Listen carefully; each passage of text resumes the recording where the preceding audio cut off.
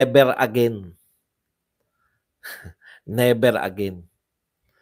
Okay, yan lang po ang ating topic.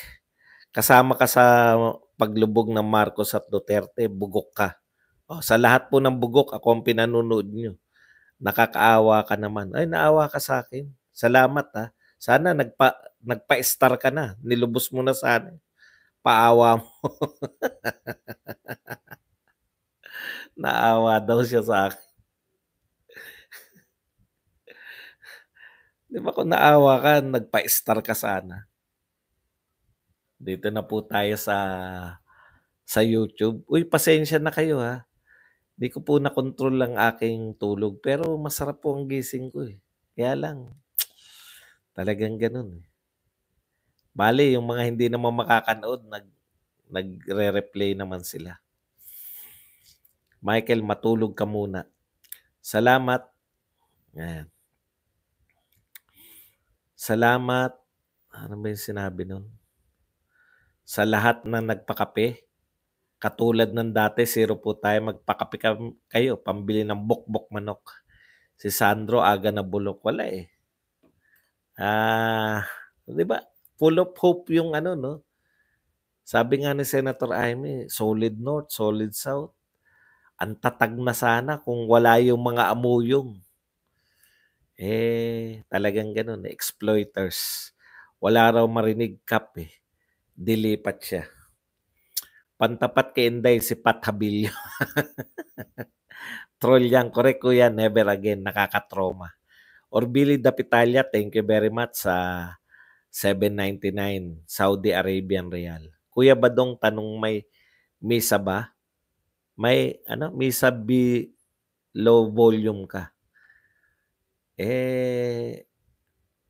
Hindi ko hindi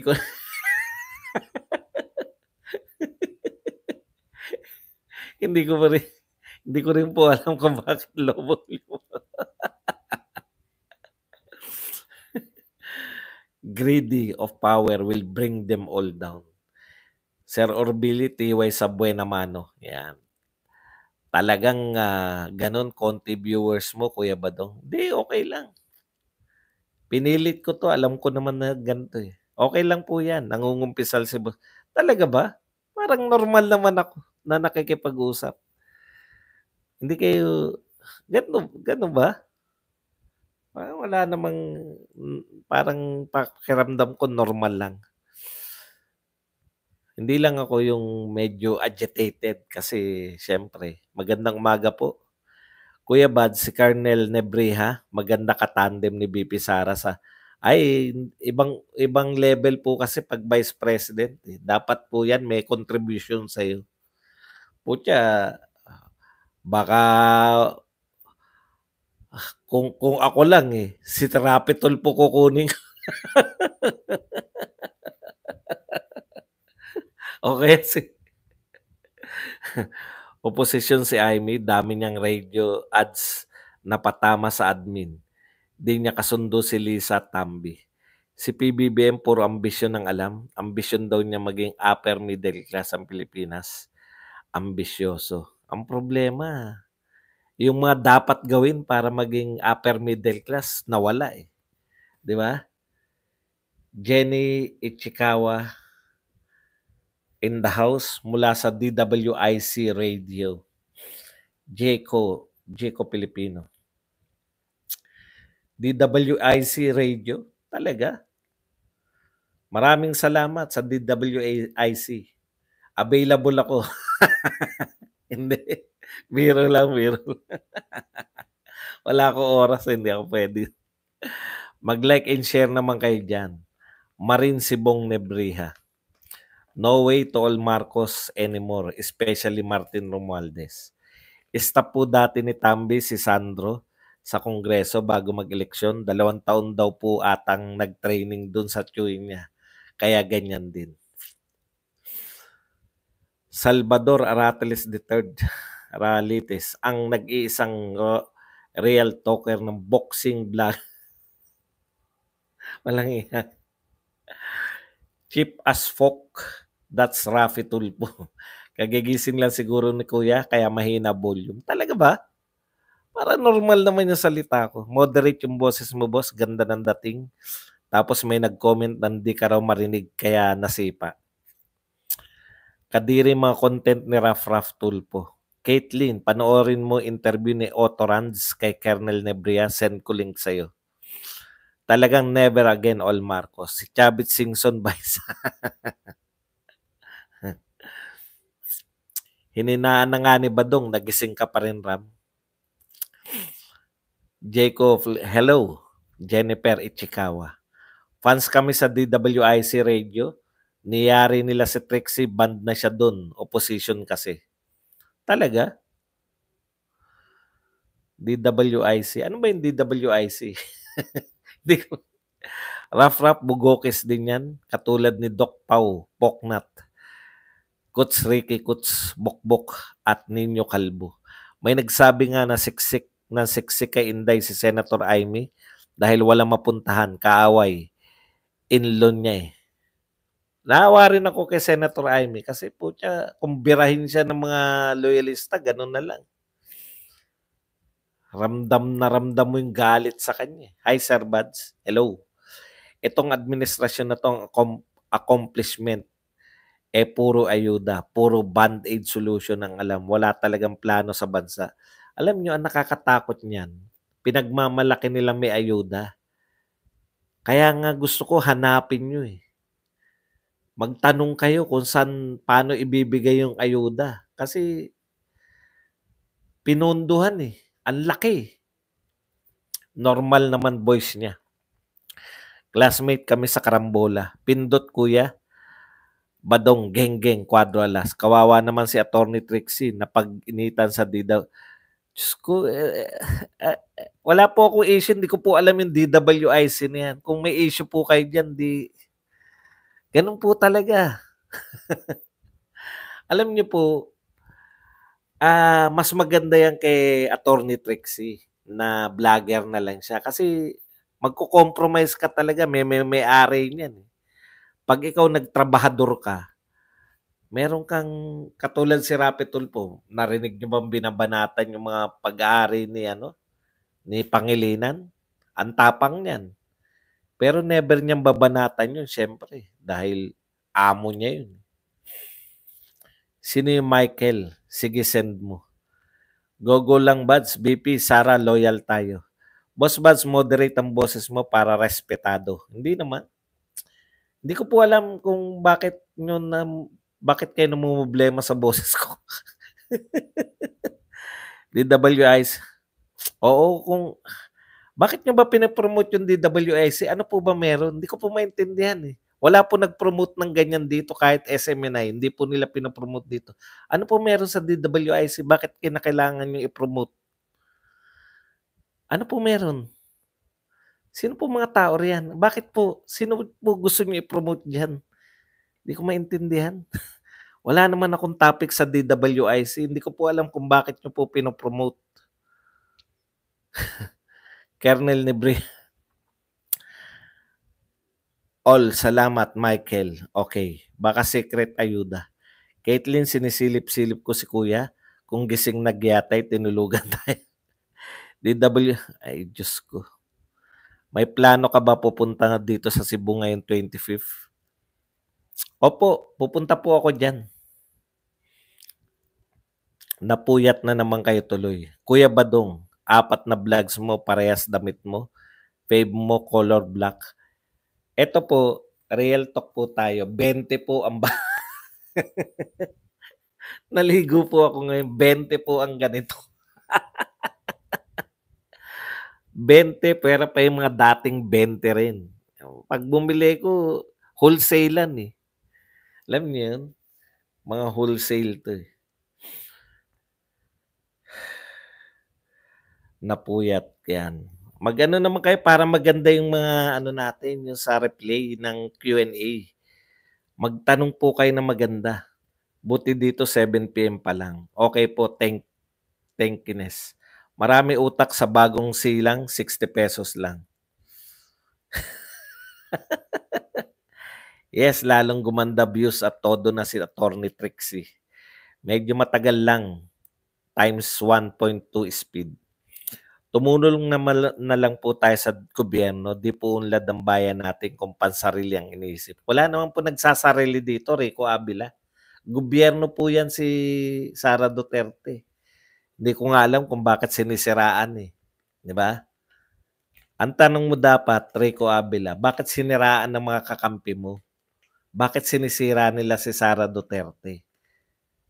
'Yun ang dapat mong itanong, hindi yung makipagtulungan. Nakikipagtulungan po kami. Actually, unity team kami.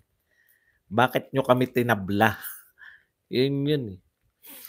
Ann Curtis, o nga. Good morning, Sir Badong. Disposable ang mga damit ni Badong kay Mark Zuckerberg puti, kay Badong itim. Playing safe lang yan si Amy para pag naging presidente si Sara sa 2028, malakas pa connection pa rin siya at pamilya niya sa Malacanang. Mahirap na rin magtiwala kay Amy.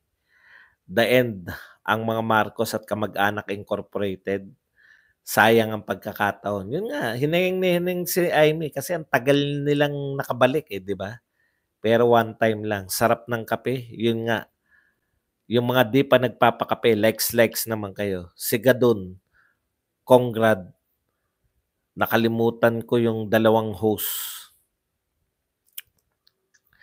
Ate Ram, aminin ko lang ang gabi pag wala si Boss Buds ng live. Aminin ko lang ang gabi. Kulang ang gabi. Yun. Di ka mo sanay. Sanay sila sa giggleness ka at kumakain ng mic. Gusto nyo yun lagi kung high blood.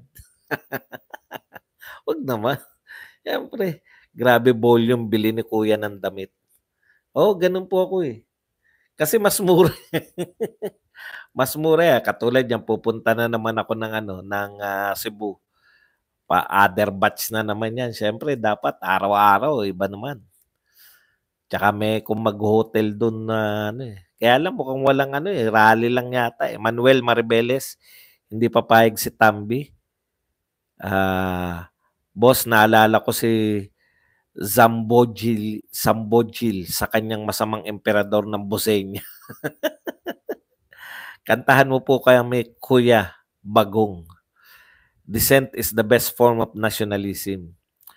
Watching from Texas. Alam po ninyo, tama po yun eh, si Pangulong Duterte. No? Dapat po may nagsasalita against. Hindi po dapat lahat na okay tayo lahat. Pangit naman yung maninira ka ng walang basehan.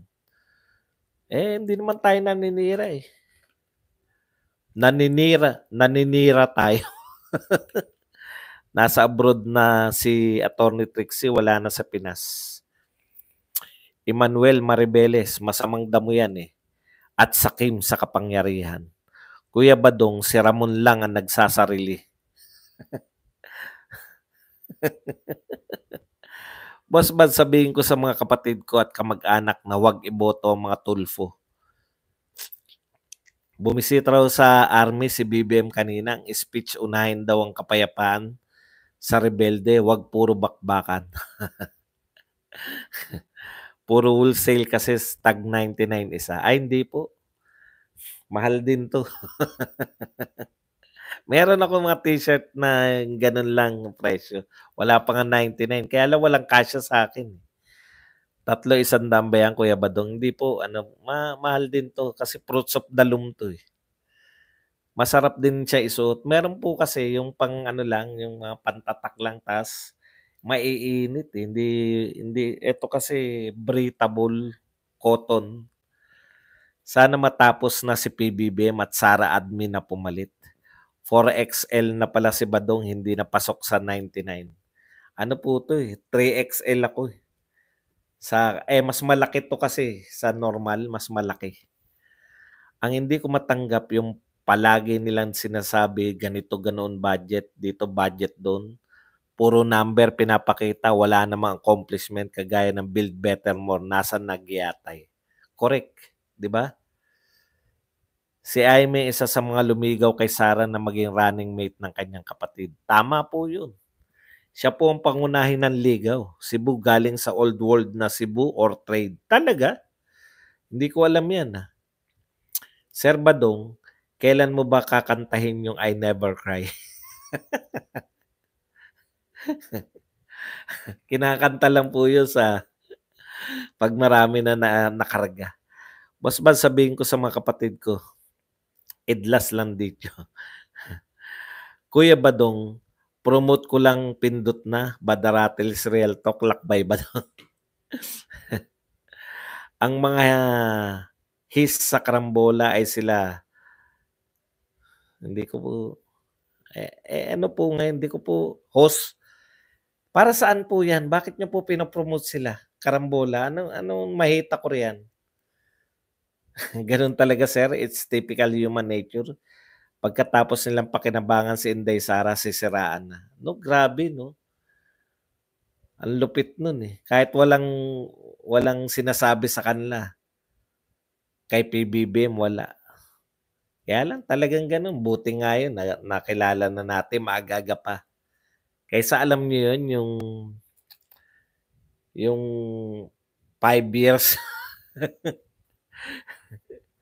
chalap-chalap ng ex ni Rapi Tulfo, si Barbara. Aris, hay nako Pops, weak talaga. Fruits of the loom, malamig sa katawan yan. Yan. May kapayapaan ba yung bangag? Mga upper class silent fashion brands sinusuot para walang kagaya suot nila. Hindi naman tayo ganun eh. Tayo sa mga maramihan lang tayo. Shoutout sa iyo, Joy ng Baguio City. Wow. Alleged leader, hanap ka ni Caitlyn. 100% cotton. Magkano score mo dyan, Kuya Buds? Sa mga t-shirt mo? Parang, hindi ko alam, parang more or less 200 isa. 185 yata. Hindi ko na matandaan eh. Basta iba yung presyo, mga 20 pesos kasi yung diferensya eh. Pag kunenta mo yung 20 pesos, sa 10 di 200. 80s na 80s, boss, ha, fruit of the loom. Talagang eto rin, tignan niyo yung mga ano, 'di ba meron pa ba nakakaalam ng pen shop? Yan, no. Bumili ko 3 eh. Nagustuhan ko yung ano, yung isang pen shop na ang mura. Ang ganda ng maramdam mo naman eh pag sinuot mo eh. Yung iba maganda lang panoorin pero ito masarap talaga.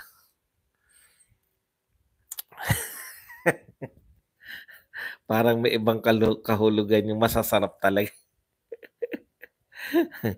Jennifer Ichikawa, meron ma'am, yun lang, patago. Yan. Hello, boss, idol, boss buds, Ray Ray. Wag na rin iboto mga Tulfo, lumalabas ngayon na walang prinsipyo rin pala sila. Pati yung kuya mo nila dati maka-Duterte, ngayon tinitira na rin si Tatay Diggs. Summer Breeze, Alvin shirt. Naligaw si alleged. Ditom, nautusan ka rin ba ng Donya Bangag? Alleged leader aka BJA? Ba? Kilala mo na sila. Caitlyn. Baron Espinola Hyde. Ruru, Caitlyn, ma'am, sino ba yung Donya Bangag na yan? Yan ba yung binabakbakan ni Maharlika 25-8? Ruru LG. Caitlyn, nag-spy lang siya kasi may utos si CF sa kanya. Pensya sa Cebu yan nagmula no. Talaga? Cebu pala tong pen shop. Ganyan gusto ko, malamig sa katawan. Makabili niyan. Pen shop college days. Yan sa Ever Recto at Isitan Recto. Tambayan ko, bilihan ng damit. Yan. Isa pa din yan yung ginagawa nila yung kay Inday, yung hindi ka tanggap-tanggap noon hanggang hanga ko kay PBBM ngayon. Nanayo balahibo ko, marinig lang boses niya. Di ba, Ram, no? Si Ram nga, mas loyalista pa sa akin yan. Eh. Hindi ako, huling-huli na ako nag-BBM. Eh. Alam niyo naman nung first day na ng campaign sa may Philippine Arena. Sa labas lang ako.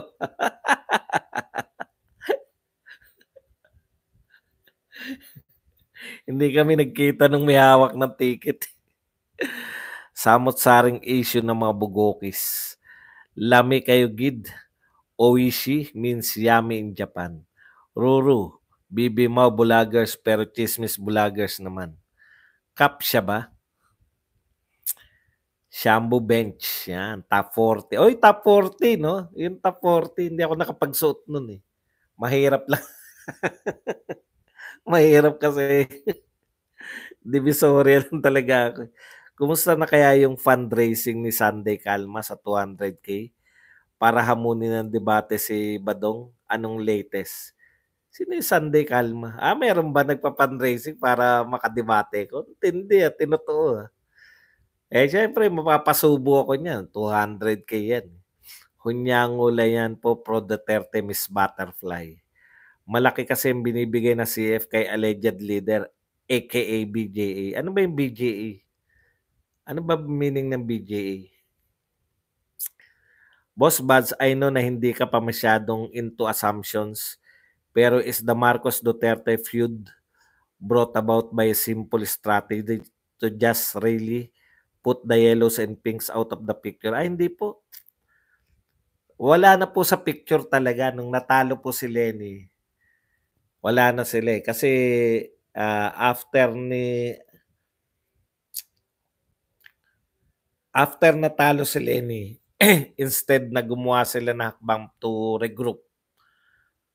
Ang pinakamaganda kasi dapat nilang ginawa, naghanap ng bagong leader o kahit dati pero yung leader talaga na magsisimula sa yung grassroots level na yung mag-o-organize talaga. Wala eh. Ang mga leader kasi ng Dilaw, mga anong tawag doon? Hindi marurunong mag-organize.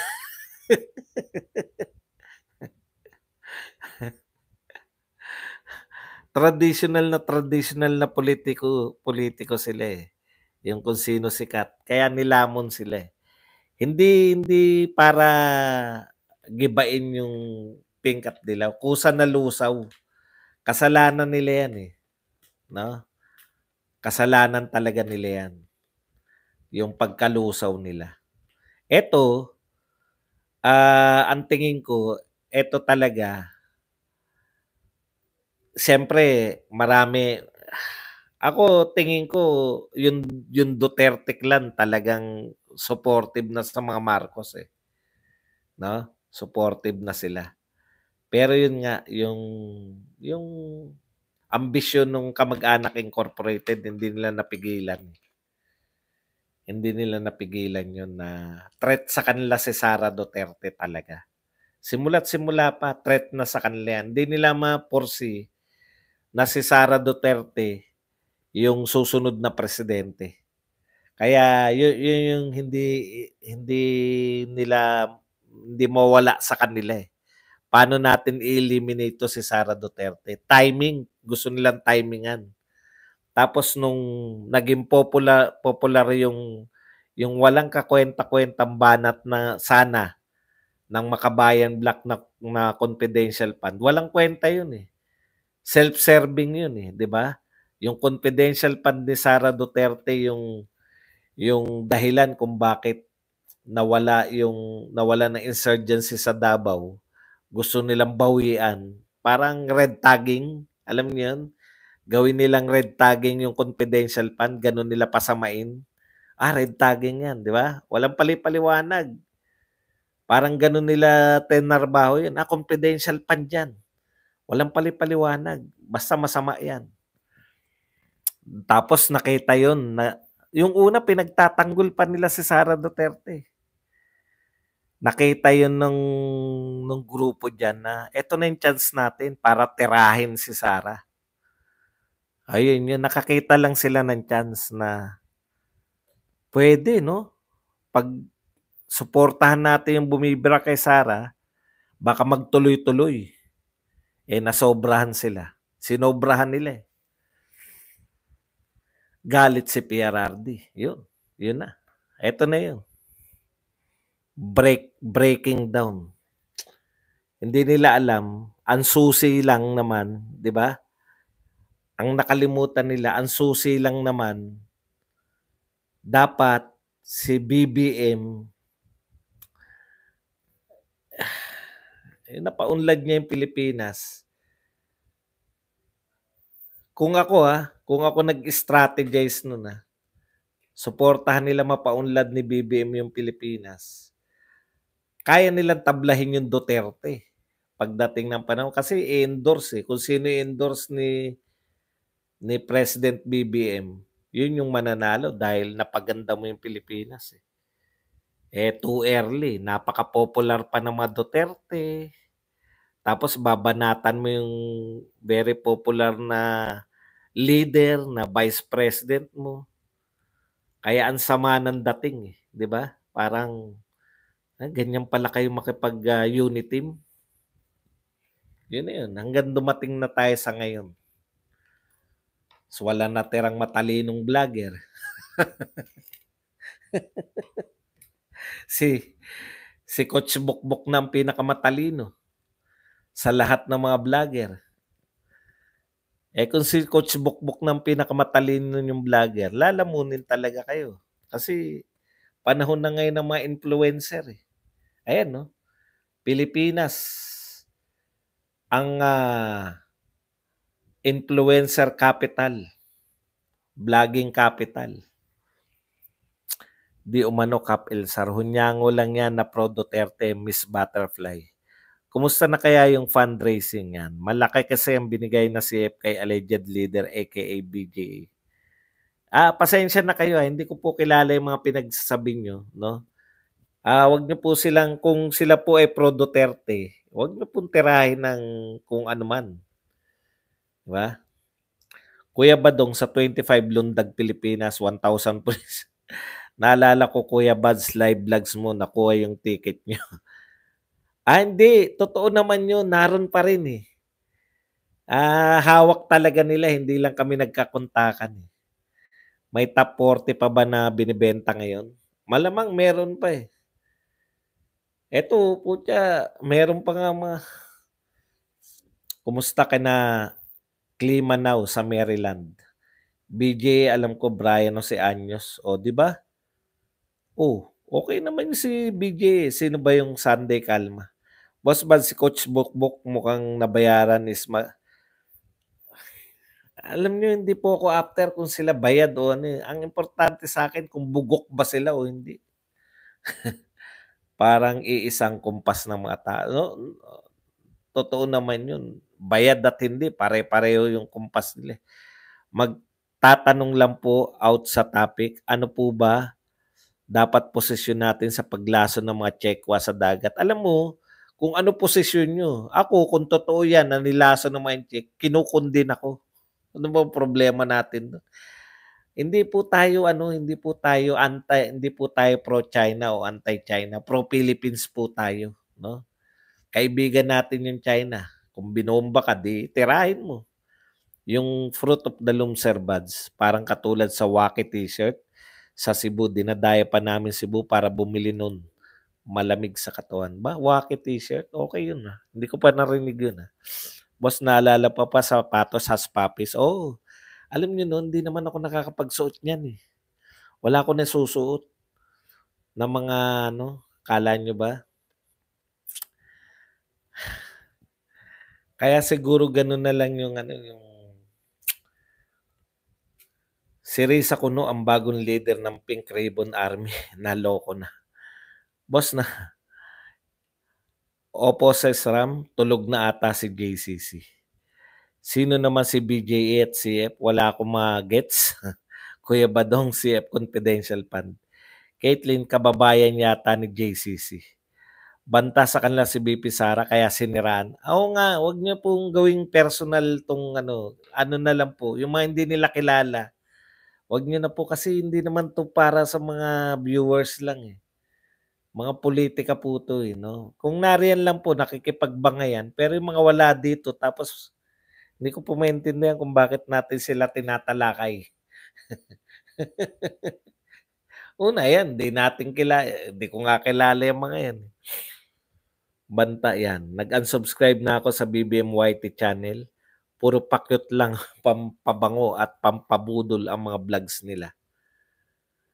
Sa Cebu naman, favorite ko yung Island Souvenir shirts. Talaga, maraming mga tatak dyan ng t-shirt na pang kanila lang.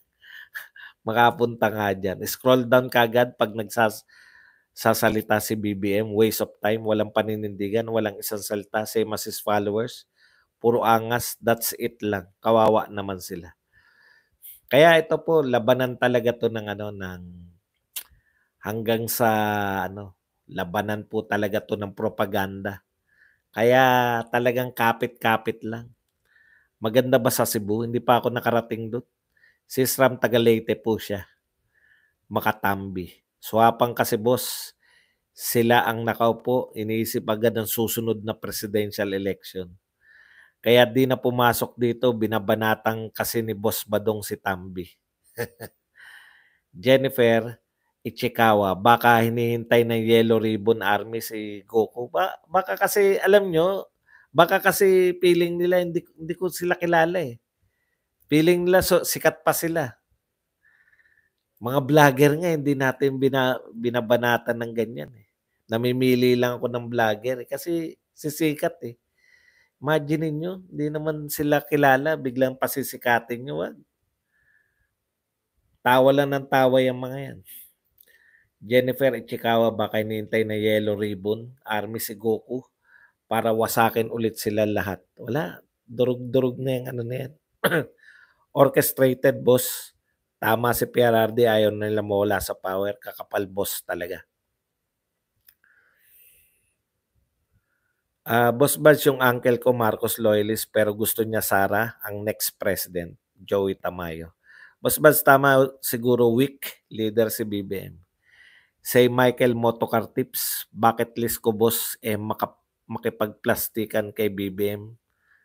Kasi sabi mo nga hindi. Sinabi ko bang plastic? Hindi. Doon sila nagbobulahan. Bulagers ng dating major. Boss Bads, tama siguro weak leader si BBM. Boss Bads, excited na taga Mindanao sa independence.